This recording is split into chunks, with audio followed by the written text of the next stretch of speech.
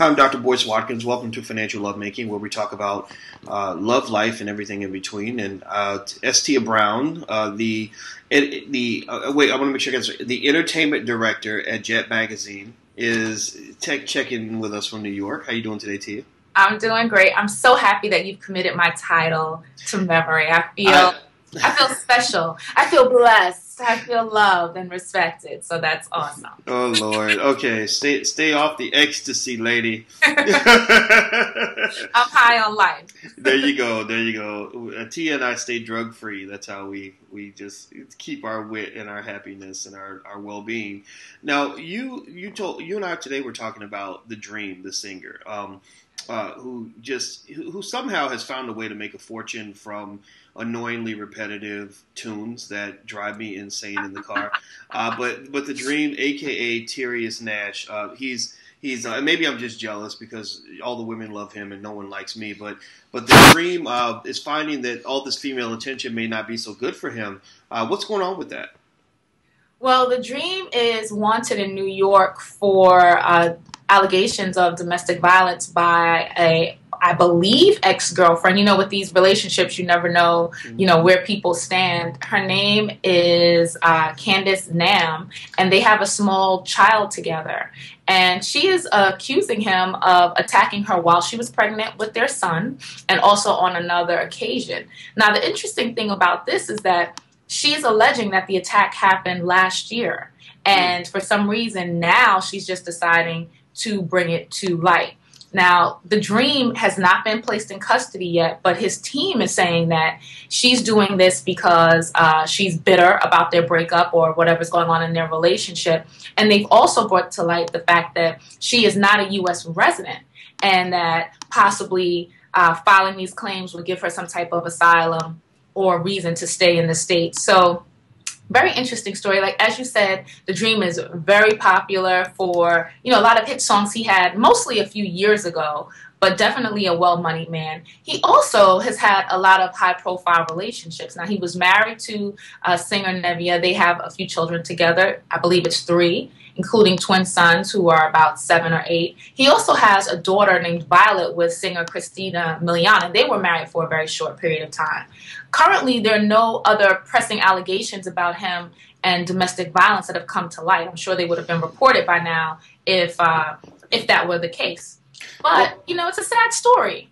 Well, I mean, he was accused of domestic violence by the same woman about a year ago. Yes. They say that she didn't press charges, though. And, and what's so interesting about this whole scenario is that this latest incident allegedly occurred in April of 2013. That's a year ago, right? Why didn't she report it back then? Do you know? No, I don't know why she didn't report it. And that, again, gives credence to, her following up for other reasons besides justice. And not to say that if someone puts hands on you that you don't have the right to pursue some level of recourse. But the fact that you're doing it more than a year later does, make it suspicious. And it's just really sad because, we all know that when you have a high-profile person and these types of incidents come up, it definitely affects their brands overall. So some people will also speculate, is this a way to get back at him financially because things were not going the way that she would have wanted in their relationship? Again, they have an infant son. It's only a few months old, so it's a lot of drama to endure.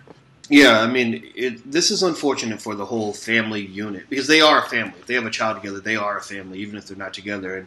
And it's unfortunate because they're getting their son's life off to a very bad start. He's got 2 parents that probably don't like each other very much. And either one of 2 things is happening. Either he really did abuse her, in which he allegedly kicked and choked and strangled, I think they said punched, kicked, and choked her or something like that, which is pretty serious, right? Especially doing that while she was pregnant. They claim that he did all this while she was pregnant. So either the baby is born with a dad who feels that he can beat on his pregnant girlfriend, or he's got a mother who is so vindictive that she's going to make false accusations to destroy his father's career. So either way, you got 2 parents that don't have it together. You got some explosive, stuff going on here. And, and what's so interesting to me too is that This is the second. Again, I don't really follow the Dream. I'm forced sometimes to listen to that horrible music that he makes, and I'm just joking. I'm just being such a hater because I'm so jealous. But I listen to his music every now and then. But the last time I saw him really in the media like this was when he was having a back and forth with Christina Milian, his ex-wife, over their child, and her accusing him of being a horrible father, and him accusing her of being a gold-digging jerk. And what I'm seeing here, what I'm really seeing is, from this man who's not that old. I don't know how old he is exactly, but I imagine he can't be older than, 40, 45 max? No. He's definitely younger than that. He should probably still be in his 30s. Right, in his 30s, and he's already been divorced twice. He's had a series of very dramatic blow-ups, public blow-ups with women. This says that, from a financial lovemaking standpoint, that he's putting his career in jeopardy by mixing his life, merging his life with the wrong people. For whatever reason, whether it's because he's a bad person or they're bad people, either way, his relationships are putting the rest of his life and his well-being and his career in jeopardy. That's what I'm seeing here. Absolutely. I just looked it up. He's 36 years old, turning 37 this year. So a very young man. In addition to possibly impacting his career, one of the other things that we've talked around is the fact that he has so many children. So you have sons and daughters who are now privy to negative things that you're doing in terms of physical treatment, emotional treatment, and verbal abuse. So it's just really, really important to understand the example that you're setting overall as a father, as a man, and as a professional. So, it's definitely disappointing. In terms of whether the allegations are true or false, I'm always an advocate of someone standing up for themselves. So if he has truly been abusive to her in any way, this woman has the absolute right to, seek some type of recourse and safety. However, if she's doing this to be malicious, I do believe that a person should be punished as well, because as you said, it can have a detrimental effect to him financially, professionally, in terms of his reputation, but also emotionally. People are hurt when someone makes up lies and then publicly shares them. His children can be hurt by, did daddy choke her? Did daddy hit mommy? So I definitely think we have to teach social responsibility overall. Well, absolutely. I mean, I think that if it does turn out that she was lying, she should go to jail. I mean, you should be charged for this kind of thing. False accusations are harmful to people, and I think overall, what the Dream is going through is something that I figured out a long time ago. That a man having a lot of female attention may seem like a blessing from the beginning when you first get it, but it can really be a curse. It can really be a curse that all these women want to sleep with you and want to be with you and want to marry you, because you're going to sometimes attract the wrong people. And, I'm not on any level nearly as recognizable as the Dream, nor would I want to be.